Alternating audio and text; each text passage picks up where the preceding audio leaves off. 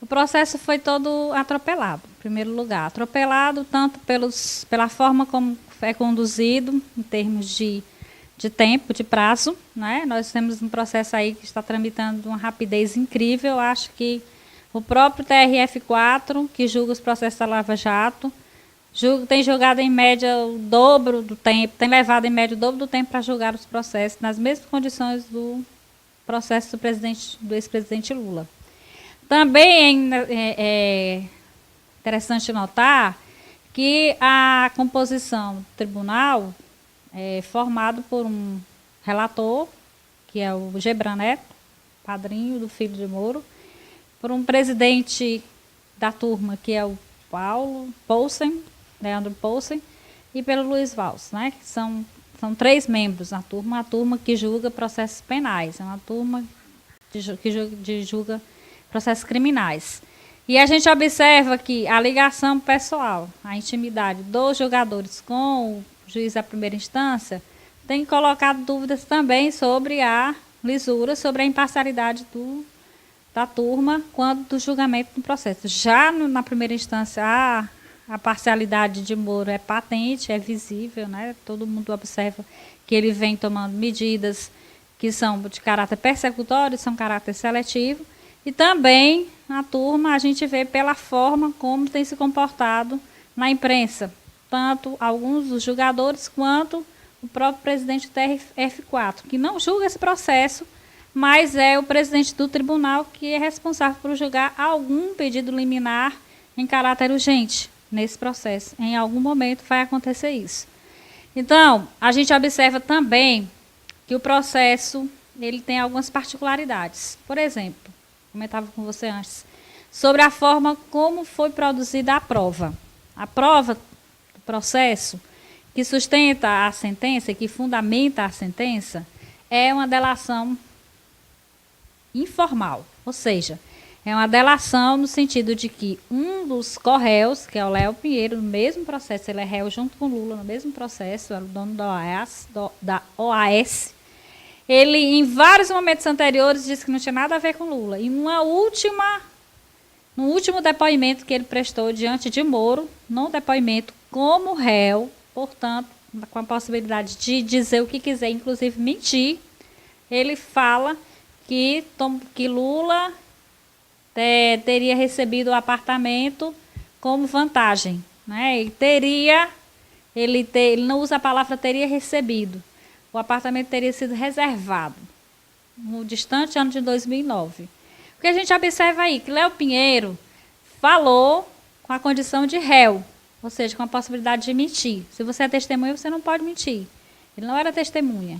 Como delator, você se torna testemunha porque você está mostrando fatos de outras pessoas que participaram do crime que você delata porque você também participou. Então, ela é delator porque participa e traz as provas para serem investigadas. No caso, uma delação que não foi formalizada, que não chegou a se tornar uma delação premiada na forma como exige a lei de colaboração, a lei de organização criminosa, que prevê a colaboração premiada, e o Léo Pinheiro foi utilizado, então, como um único elemento de prova dentro desse processo para justificar uma condenação de Luiz Inácio Lula da Silva. Então, a gente observa várias irregularidades, várias nulidades processuais, que se fosse numa situação normal, numa situação de julgamento normal, em obediência à lei do processo penal, em obediência à Constituição Federal, Lula sequer estaria sendo processado, porque não passaria nem da denúncia, porque a denúncia estaria inepta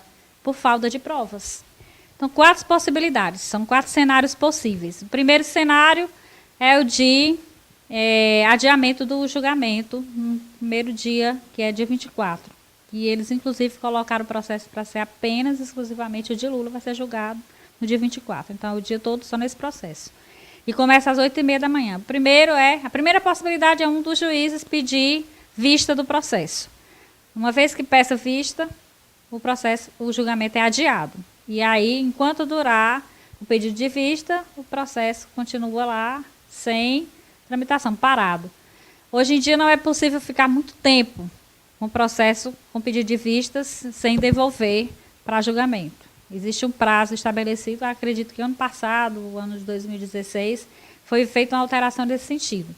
Mas, mesmo assim, ou seja, seriam uns 2 meses no mínimo. E em relação à segunda possibilidade, absolvição. Os 3 julgadores considerariam que Lula é inocente, absolveriam, pronto. Poderia haver ainda um recurso do MPF para o próprio tribunal ou para o STJ. Terceira possibilidade, julgamento com condenação, só que a decisão não é unânime, ou seja, pelo menos um dos julgadores, dos 3, votaria pela absolvição, e os outros 2 votariam pela condenação. Ou um placar de 2-1 seria, por exemplo, a situação possível.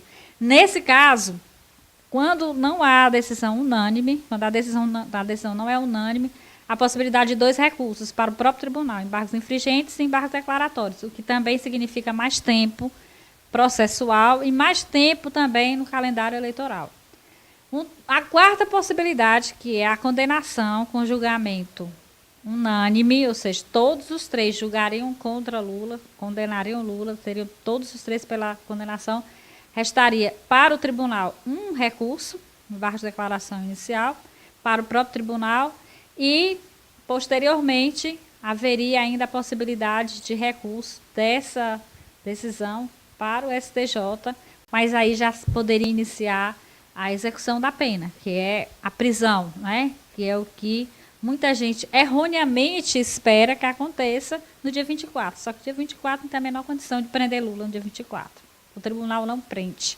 O tribunal não executa a pena. Quem executa a pena é o juiz da primeira instância, o juiz da execução, que seria, no caso, nesse processo, também, você me pergunta por quê, mas a execução é feita por Sérgio Moro. Então, a ele caberia determinar a prisão, mas quando esgotados esses recursos que eu estou falando, né? Em caso de condenação. O Lula poderá ser candidato em caso de condenação? Pode sim. O calendário eleitoral, nós temos um processo penal, que é esse processo que está tramitando no TRF4. E nós temos um processo eleitoral, que é o processo de registro, de impugnação, de eventual registro de chapa, candidatura, colocar a foto de Lula na...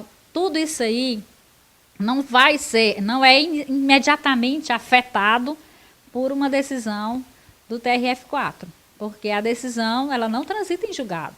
Ela é uma decisão de segunda instância, que ela tem consequências sobre o processo eleitoral. Por quê? Porque existe uma lei, que é a lei de ficha suja, que diz que as pessoas que são condenadas por decisão colegiadas são consideradas inelegíveis, não é? Então, essa é a questão, mas é uma questão para ser discutida, inclusive, em fase de impugnação da chapa ou ação posterior à eleição com a ação de impugnação eleitoral, né, a AIME-AGE, posterior à eleição. O que eu sempre digo, que mesmo que eles prendam Lula, que eu acredito que não é o objetivo deles é prender, o objetivo deles é impedir a campanha, é impedir a candidatura. Eu acredito que isso não afeta em nada a possibilidade de Lula ser candidato. Lula é candidato. Inclusive, é estratégia do PT, é estratégia dos partidos que o apoiam manter a candidatura, de judicializar. Porque eles estão judicializando desde o início de 2015, processo eleitoral, com a Lava Jato. E Lula se defender, Lula se candidatar, Lula fazer campanha nessas condições, é uma resposta a essa judicialização, a essa perseguição implacável, injusta, imoral